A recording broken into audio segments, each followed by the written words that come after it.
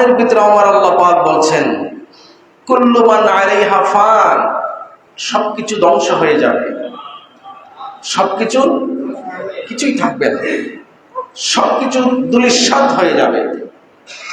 ওয়ায়াবকা ওয়াজহু রাব্বিকা যুল জালালি ওয়াল ইকরাম, মহাপরাক্রমশালী সম্মানীয় ক্ষমতাধর মহান রব্বুল আলামিন ছাড়া আর কিছুই বাকি থাকবে না, সবকিছু ধ্বংস হয়ে যাবে।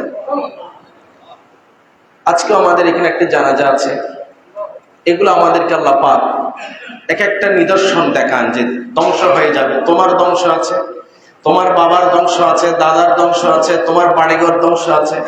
পৃথিবীটা একদিন তুলার মতো উঠতে থাকবে, দুলি বালিকণার মতো উঠতে থাকবে, আর পৃথিবী, সমগ্র পৃথিবী তরতর করে কাঁপতে থাকবে।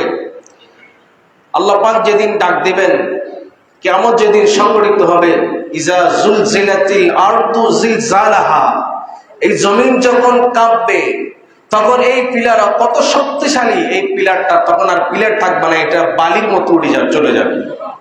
সেটা কিরকম হবে সেটা দেখানোর জন্য মাত্র 2-1 দিন আগে, পরশুদিন আরব আমিরাতে ওমানে একটা বিশাল ভয়ঙ্কর ঘূর্ণিঝড় তুফান আল্লাহ পাক দিয়েছে।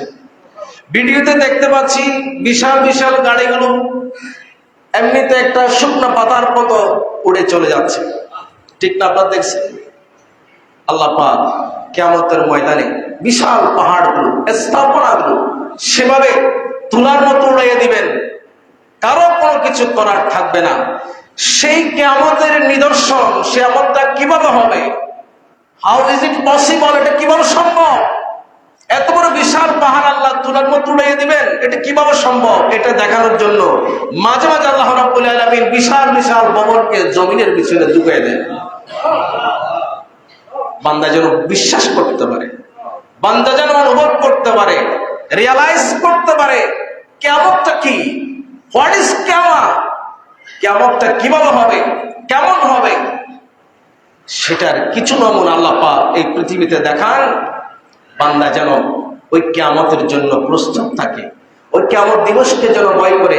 এই জন্য আল্লাহ পাক বলছেন, বান্দা বড়াই করিও না, সবকিছু ধ্বংস হয়ে যাবে, শুধু একমাত্র বাকি থাকবে আল্লাহ সুবহানাহু ওয়া তাআলা, আল্লাহর শক্তি, ক্ষমতা, আল্লাহর কার্যক্ষমতা, এটা ছাড়া আর কোনো কিছুই বাকি থাকবে না।